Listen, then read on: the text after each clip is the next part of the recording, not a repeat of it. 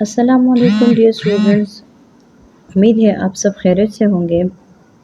आज के इस वीडियो लेक्चर में हम क्लास 9 के मैथमेटिक्स यूनिट नंबर 1, ठीक है, मैट्रिक्स, उसके रियल लाइफ प्रॉब्लम्स को डिस्कस करेंगे कि कैसे हम मैट्रिक्स को रियल लाइफ वर्ड्स में यूज़ करते हैं। ठीक है, तो इस लेक्चर में देखिए, सबसे पहले आज देखते हैं कि रियल लाइफ प्रॉब्लम्स कैसे डील होते हैं, कैसे हम उसको देखते हैं और कैसे उसको थ्रू मैट्रिक्स के ज़रिए हम सॉल्व करेंगे।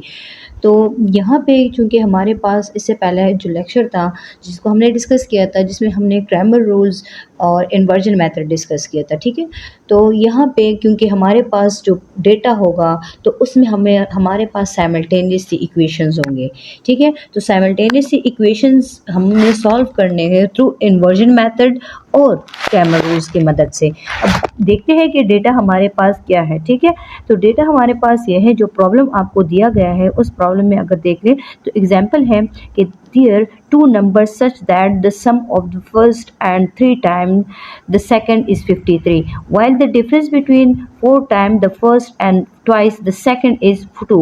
Can you help me out in finding the numbers?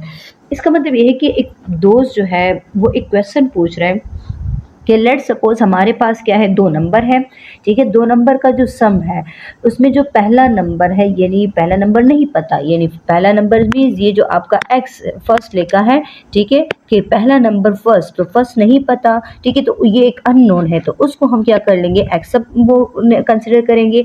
यहाँ पे जो दूसरी बात बोल रहे हैं वो कि 3 टाइम द सेकेंड, यानी जो 3 टाइम द सेकेंड की बात हो रही है, तो ये वो दूसरा नंबर है जो कि नहीं पता कि वो दूसरा नंबर है क्या, ठीक है। तो उसको हम लेट करेंगे कि ये हमारे पास y है, लेकिन ये कह रहे हैं कि इनका जो सम होता है वो हमारे पास किसके इक्वल होता है, 53 के बराबर होगा। एक बात ये हो रही है, ठीक है, एक डेटा से हमें एक पॉइंट ये मिला।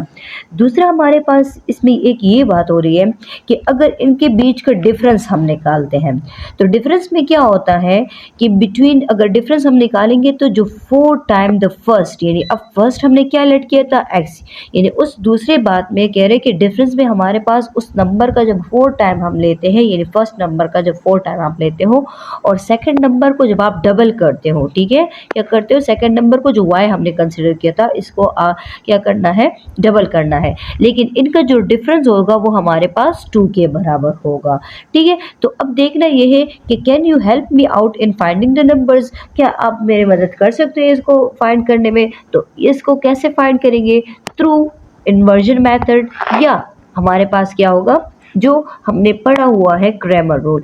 तो सबसे पहले इसको सॉल्व करते हैं, कैसे करना होगा। अब देखिए, लेट मैंने लिया जो हमारे पास फर्स्ट नंबर है, ठीक है, फर्स्ट नंबर को मैं एक नाम दे रही हूँ, यानी जो नंबर 1 है, ठीक है, 1 नंबर को मैंने कहा कि ये x है। अब दूसरा जो नंबर इसको मैं y नाम दे रही हूँ, ठीक है, ये जो सेकंड नंबर था, सही है।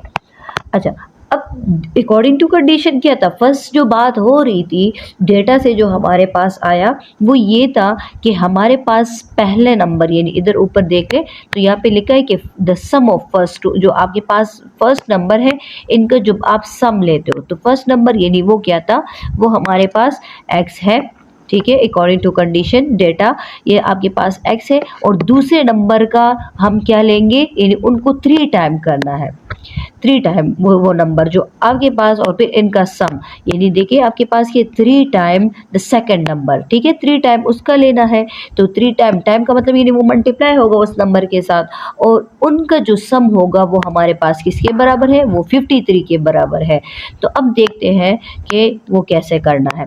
तो एक हमारे पास ये बना, ठीक है, कि इनका जो सम होगा वो किसके बराबर होगा, वो 53 के बराबर होगा। तो इसको हम देते हैं इक्वेशन 1 का नाम। अच्छा, दूसरी इक्वेशन हमारे पास क्या बन रहा है कि पहले नंबर का आपने 4 टाइम लेना है, ठीक है, तो पहला नंबर x था उसका 4 टाइम ले लिया, फिर उसके दूसरा नंबर जो है उसको आपने डबल करना है, तो मैंने डबल कर दिया, यानी y को मैंने डबल कर दिया।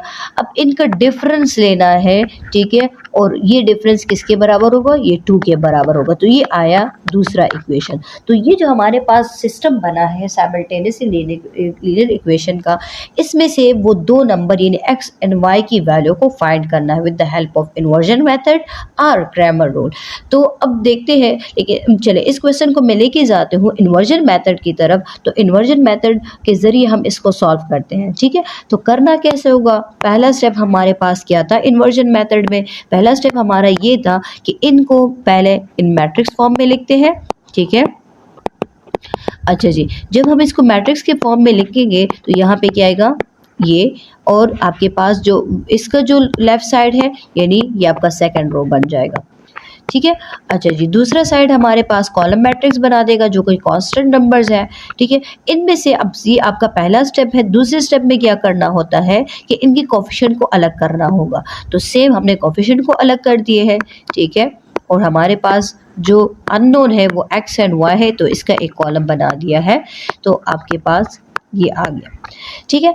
अब थर्ड स्टेप क्या था कि लेट करना है कि ये जो हमारे पास मैट्रिक्स आया है इन मैट्रिक्स को कोई नाम दे देते हैं, ठीक है। तो अब नाम देना मीन्स यानी आपका जो ये वाला मैट्रिक्स है इसको मैं नाम दे रही हूँ ए का, ठीक है। अपनी मर्जी से भी आप नाम दे सकते हो मैट्रिक्स को, ज़रूरी नहीं कि जो नाम मैं यूज़ कर रही हूँ आप भी वही नाम यूज़ कर ले, ठीक है। ये आया 3 4 -2। दूसरे मैट्रिक्स को मैं नाम दे रही हूँ एक्स का, ठीक है, एक्स एंड वाई। और जो लास्ट जो कांस्टेंट मैट्रिक्स इसको मैं नाम दे रही हूँ बी का। चले अब नाम हमने दे दिए हैं, ठीक है। नाम देने के बाद हमारे इन नामों को देख के हमारे पास जो इक्वेशन बन रहा है, ठीक है, वो क्या बन रहा है यानी ए कैपिटल एक्स इंटू बी, ठीक है। अच्छा, इसमें मुझे क्या चाहिए, मुझे फाइंड करने होंगे एक्स मैट्रिक्स को, यानी एक्स मैट्रिक्स में जो हमारे पास दो अननोन नंबर्स हैं उन नंबर्स को फाइंड करना है। तो इसको कैसे सॉल्व करना होगा, इसके लिए मुझे क्या करना होगा, कुछ स्टेप्स करने होंगे। यहाँ पे हमारे पास क्या है यानी ए को ख़त्म करने के लिए मैं बोथ साइड क्या कर लूँगी, ए इनवर्स को मल्टीप्लाई कर लूँगी, ठीक है, A inverse on both side. अच्छा, A inverse into A X, A inverse into B. यहाँ पे क्या आएगा, ये दोनों हमारे पास क्या हो जाएंगी, ये ए पावर 0 यानी बेसिस से मैं पावर को ऐड कर दे तो यहाँ पे +1 है, ये आ जाएगा आपके पास 0, ठीक है। ये आया ए इनवर्स इंटू बी। अब ए पावर 0 किसके बराबर होगा, आइडेंटिटी मैट्रिक्स के, क्योंकि आइडेंटिटी हम मैट्रिक्स की बात करें तो यहाँ पे हम क्या कंसिडर करेंगे आइडेंटिटी। और आइडेंटिटी किसी में मैट्रिक्स के साथ जब हम मल्टीप्लाई करते हैं यानी हमने मल्टीप्लिकेटिव आइडेंटिटी पढ़ लिया है, ठीक है, पढ़ा हुआ है, तो इससे हमारे पास वही मैट्रिक्स आ जाएगा यानी एक्स किसके बराबर हो जाएगा, ए इनवर्स इंटू बी के बराबर हो जाएगा। अच्छा, ये जो हमारे पास इक्वेशन आया इसको हम नाम देते हैं इक्वेशन 3 का। अब इसमें हमें क्या चाहिए, देखिए हमारे पास ऊपर एक्स वाला मैट्रिक्स भी मौजूद है, ठीक है, और बी वाला मैट्रिक्स भी मौजूद है, लेकिन इनवर्स का मैट्रिक्स मौजूद नहीं है। तो अब क्या करेंगे, सबसे पहले इनवर्स का मैट्रिक्स फाइंड करेंगे, ठीक है।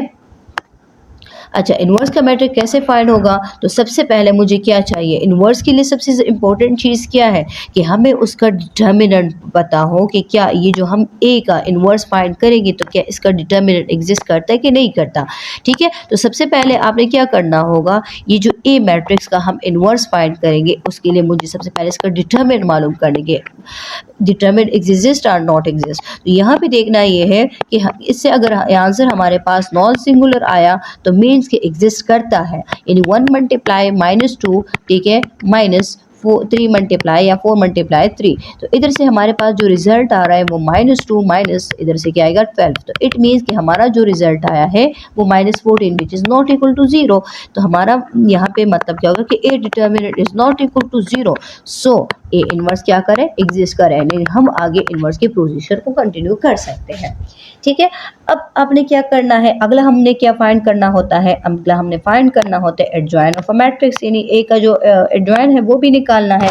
अब एडजॉइन कैसे निकालते हैं, ठीक है, यानी उसके जो आपके पास रिप्रेजेंटेशन है वो कुछ यूँ है, adjoint A D J into A हम लिखते हैं। जो हमारे पास ए मैट्रिक्स है तो जो मेन डायगोनल होगा उनकी जगह हम चेंज कर देंगे, ठीक है, और ये जो सेकेंडरी डायगोनल होगा इनके हम साइड चेंज, यहाँ पे -3 था ये हो, सॉरी यहाँ पे +3 था ये हो जाएगा -3, और यहाँ पे क्या है ये +4 है तो ये हो जाएगा -4। तो ये जो आया ये एडजॉइन ऑफ अ मैट्रिक्स का आपके पास मैट्रिक्स बन गया है।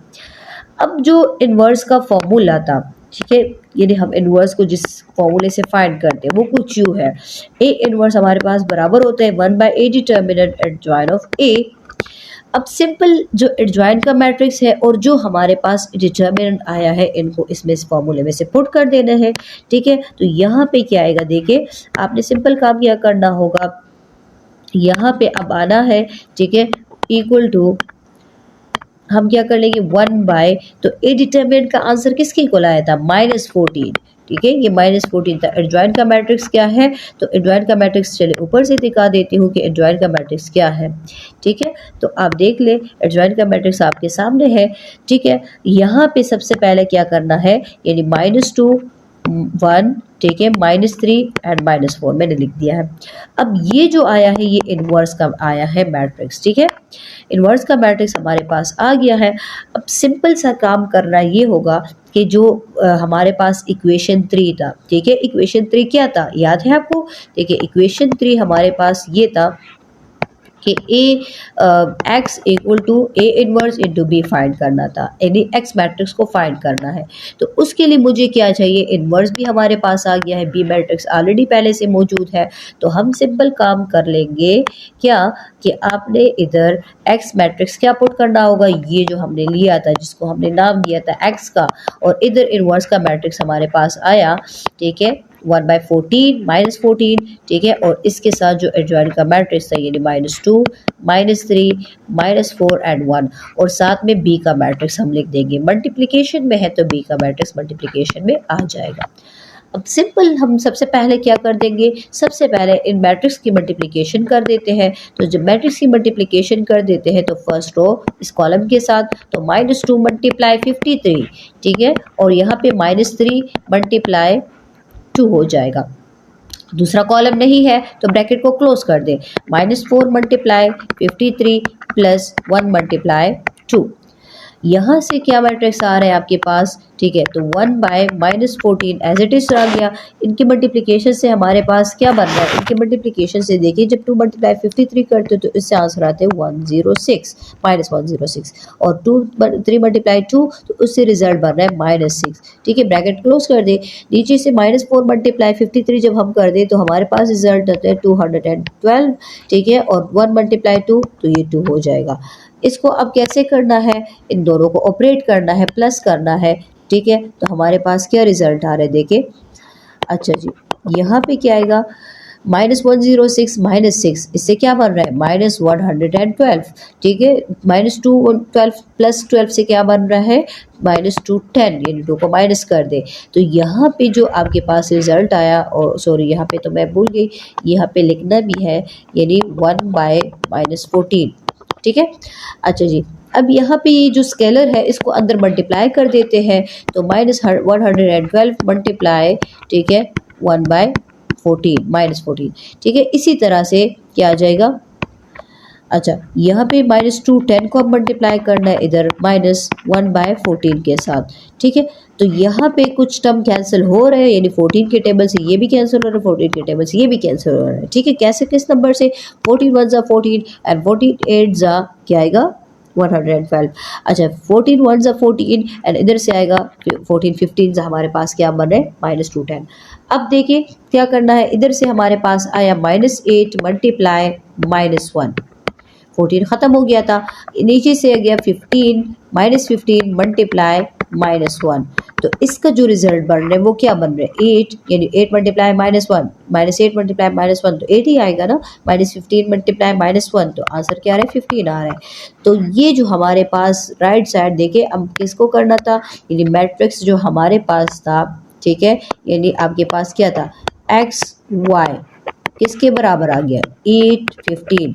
इट मीन्स कि जो पहला नंबर था x वो किसके बराबर था, वो था हमारे पास 8 के बराबर। ठीक है, अच्छा, और दूसरा नंबर हमारे पास क्या है 15 है। तो ये वो दो नंबर है जिनके सम करने से हमारे पास क्या आएगा, सम करने से 53 होगा।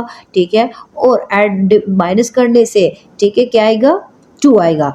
अगर आपको लग रहा है कि ये नहीं होगा तो आप दोबारा से इसको कैसे वेरीफाई करोगे, दोबारा से इक्वेशन 1 में ये जो रिजल्ट्स आपके पास आए हैं इन रिजल्ट को इक्वेशन 1 एंड इक्वेशन 2 में पुट कर ले, ठीक है, तो आपको समझ आ जाएगा। यानी अगर वेरिफिकेशन की ज़रूरत है तो उसको वेरीफाई भी कर सकते हो। अगर थोड़ा सा डाउट है कि आंसर ठीक है कि ठीक नहीं है तो हम इसको वेरीफाई भी कर सकते हैं उसको ओरिजिनल इक्वेशन में पुट करने से, यानी इक्वेशन 1 एंड इक्वेशन 2 में पुट करने से आपके पास ये वेरीफाई हो जाएंगे, ठीक है।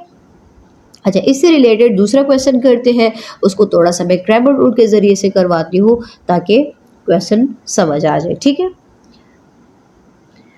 अच्छा जी, यहाँ पे अब आते हैं ज़रा एग्जाम्पल की तरफ, जो तो कि दूसरा एग्जाम्पल हमारे पास रियल प्रॉब्लम से ही रिलेटेड है। तो ये जो प्रॉब्लम है इसमें क्या कह रहे हैं देखें, चलिए पढ़ते हैं। इसमें ये कह रहे हैं कि 3 bags and 4 pen together cost 257 rupees, where as 4 bags and 3 pens together cost 324 rupees. Find the cost of a bag and 10 pens.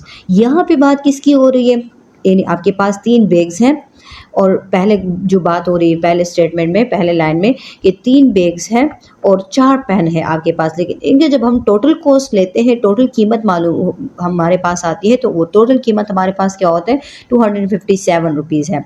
दूसरी बात इसमें ये हो रही है कि हमारे पास क्या है कि 4 बैग्स एंड 3 पेन, लेकिन इनकी कीमत को जब हम आपस में मिलाते हैं तो वो कीमत हमारे पास क्या होता है 324 रुपीज़, ठीक है। अब आपसे क्या करें कि find the cost of a bag, यानी आपने एक बैग की कीमत मालूम करनी है और 10 पेन्स की कीमत को मालूम करना होगा। तो क्या ये एक प्रॉब्लम है ना हमारे पास रियल वर्ल्ड से रिलेटेड, ठीक है। तो अब इसको कैसे सॉल्व करते हैं, थ्रू मैट्रिक्स हम इसको सॉल्व करेंगे। और कौन से मेथड के ज़रिए करना है, बाय इन्वर्जन मेथड या क्रैमर रूल। तो इससे पहले एग्जांपल चूँकि मैंने इन्वर्जन मेथड से किया, इस एग्जांपल को मैं करवा रही हूँ क्रैमर रूल की मदद से। अच्छा जी, जैसे हमने बात की है, ठीक है, तो अब देखते हैं कि हमारे पास, क्योंकि हमें ना एक बैग का पता है ना एक पेन की कीमत का पता है, तो सबसे पहले हम क्या कर लेंगे, यहाँ पे 3 बैग्स कैसे मालूम हुए, 3 बैग्स की आपके पास कीमत कैसे आएगी। तो पहले मुझे तो एक बैग की कीमत मालूम करनी चाहिए, ठीक है। तो मैं क्या कर लूँगी, यानी बैग को मैं लेट करूँगी कि बैग मेरे पास क्या है, उसकी जो कीमत है वो क्या है, वो लेट सपोज हमारे पास x के बराबर है, ठीक है, कि लेट, ठीक है, हमारे पास जो बैग की कीमत है वो क्या है,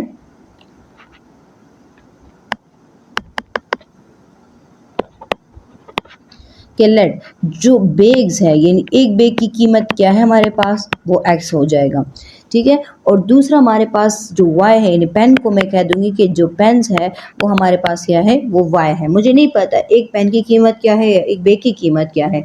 तो सबसे पहले इन डेटा से मैं वो इक्वेशंस बनाऊंगी कि इक्वेशन मेरे पास क्या बन रहे हैं, ठीक है। तो अब यहाँ पे हमारे पास क्या है कि सबसे पहले बात हो रही थी कि आप देख ले ज़रा ऊपर, तो यहाँ पे बात हो रही थी कि 3 बैग्स हैं, ठीक है, और 4 पेन है। इनकी कीमत जब हम आपस में मिला लेते हैं तो वो टोटल कीमत जो इसकी आती है वो 257 रुपीज़ है। तो यहाँ पे एडिशन की बात हो रही है, टुगेदर मीन्स यानी ऐड होंगे, तो दोनों की कीमत को ऐड करोगे तो आपके पास 257 रुपीज़ आएंगे। तो जो फर्स्ट इक्वेशन इसका बनेगा वो क्या बनेगा, वो हमारे पास ये होगा। देखें कि 3 बैग्स हैं, तो 3 बैग्स यानी आपके पास अकॉर्डिंग टू कंडीशन क्या होगा, अकॉर्डिंग टू कंडीशन या अकॉर्डिंग टू डेटा, ठीक है। ये यहाँ पे अगर 3 बैग्स हैं, यानी बैग्स हमारे पास क्या है x है, मुझे नहीं पता कि बैग की कीमत क्या है, वो मैंने इसको x ले लिया। 3 बैग्स हैं, ठीक है, प्लस और क्या है 4 पेन्स हैं, और फिर इसकी जब कीमत आपस में मिला लेते हैं तो वो टोटल कीमत इसकी क्या आ जाती है 257 रुपीज़। इसको हम 1 का नाम देते हैं। दूसरी बात ये हो रही थी, लेकिन अगर दूसरी बात ये थी कि अगर बैग्स हम 4 कर दें, यानी बैग्स को अब क्या कर दें 4 कर दें, और फिर जो पेन्स हैं उनको हम 3 कर दें, तो फिर उसकी जो कीमत है, उसकी जो प्राइस है, उसकी जो रुपीज़ है वो हमारे पास क्या है 324 है, ठीक है। तो इसको हम नाम देते हैं, यानी ये बनेगा इक्वेशन नंबर 2 का। अब आपने क्या करना है, आपने इन इक्वेशन का सबसे पहला स्टेप क्या होगा इसका, इसको आपने मैट्रिक्स के फॉर्म में लिख देना है, ठीक है। इन मैट्रिक्स फॉर्म तो यहाँ पे इसका जो मैट्रिक्स बनेगा देखिए 3x प्लस 4y।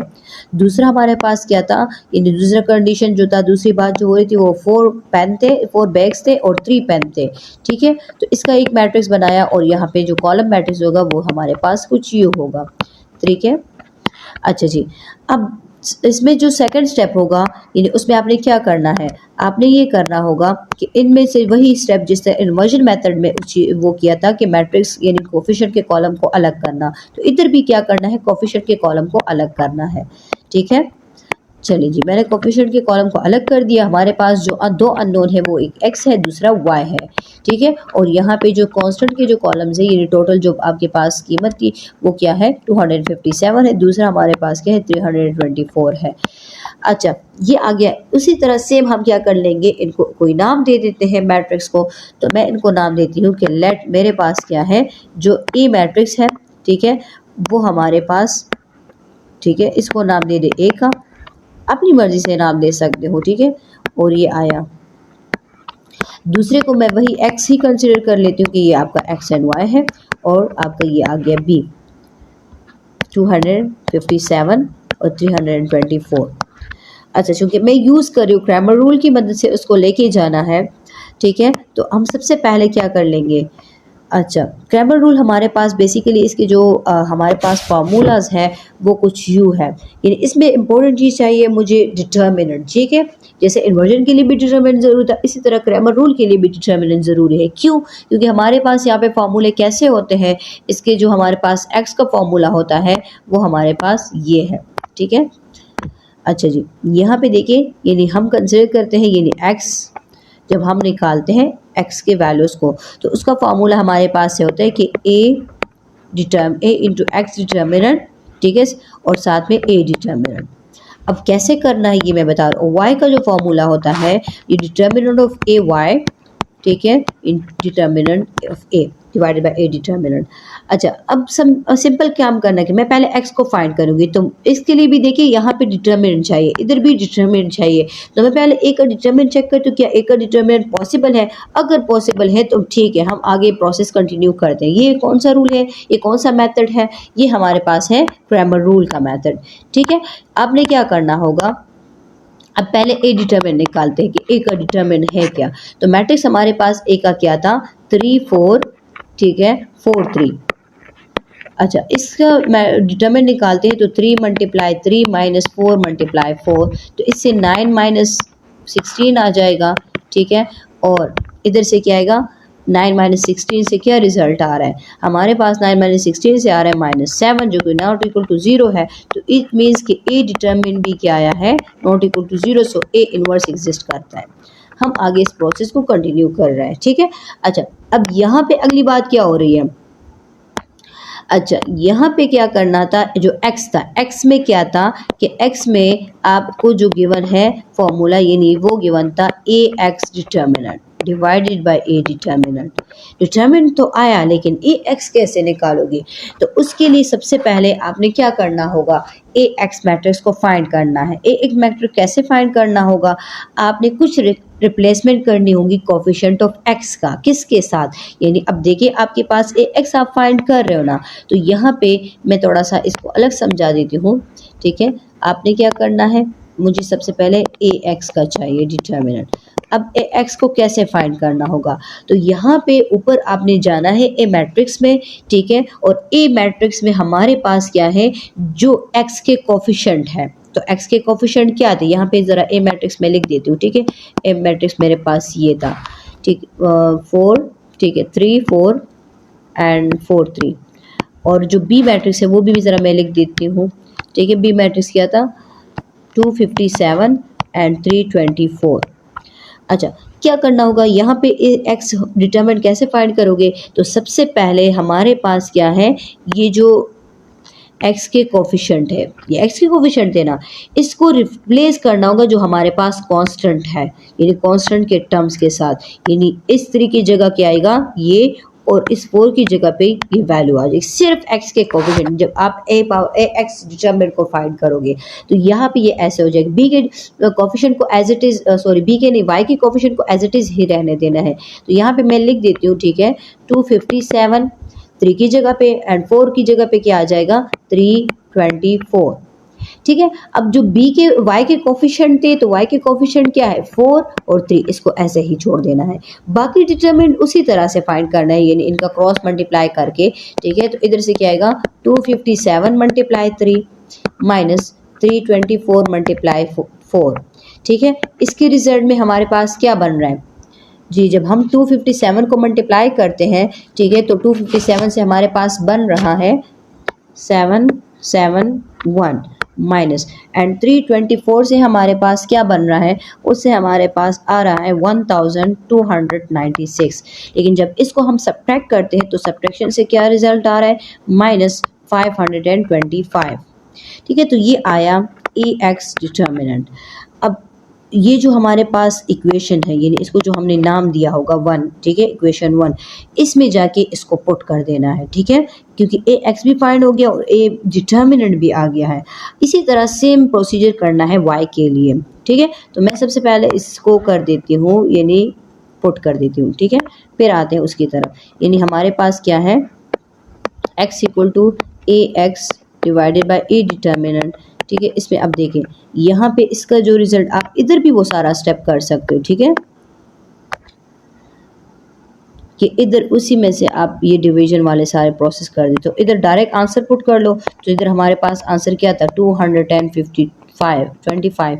ठीक है, डिवाइडेड बाय क्या है -7, तो 7 के साथ ये माइनस माइनस के साथ कैंसिल हो जाएगा, 7 1 जा 7, एंड इधर से 75 आंसर आएगा। यानी x का जो आंसर आया है वो क्या है 75। और x क्या था हमारे पास जी, x क्या था, x हमारे पास क्या थे बैग्स थे।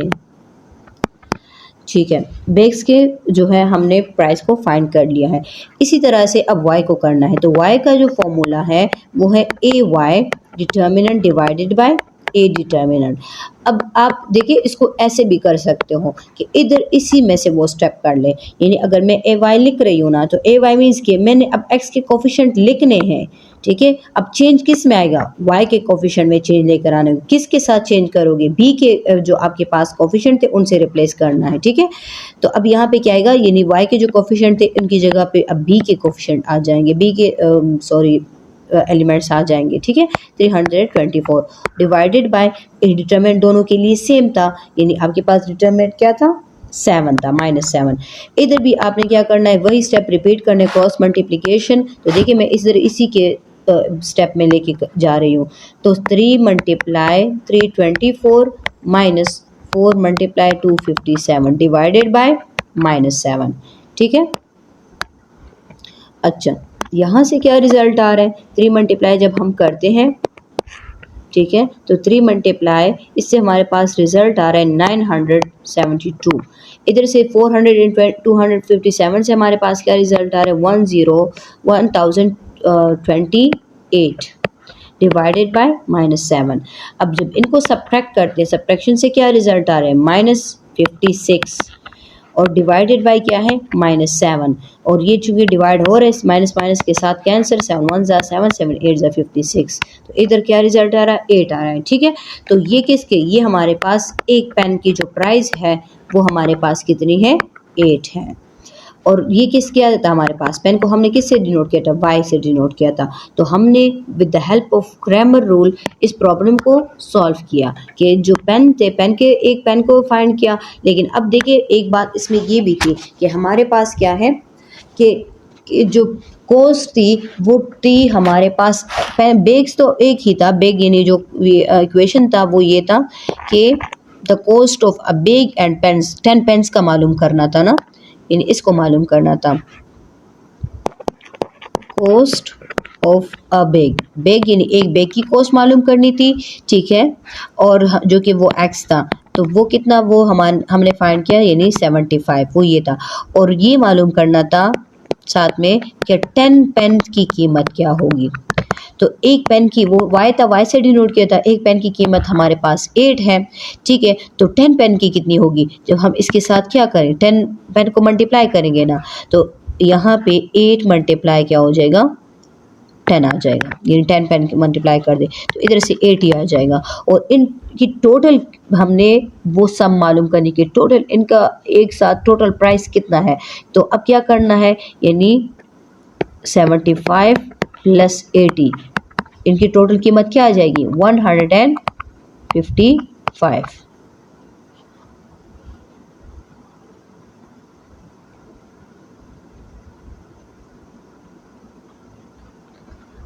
ठीक है, और ये हमारे पास क्या था, रिजल्ट, जो कि हमने with the help of grammar rule इस प्रॉब्लम को सॉल्व किया।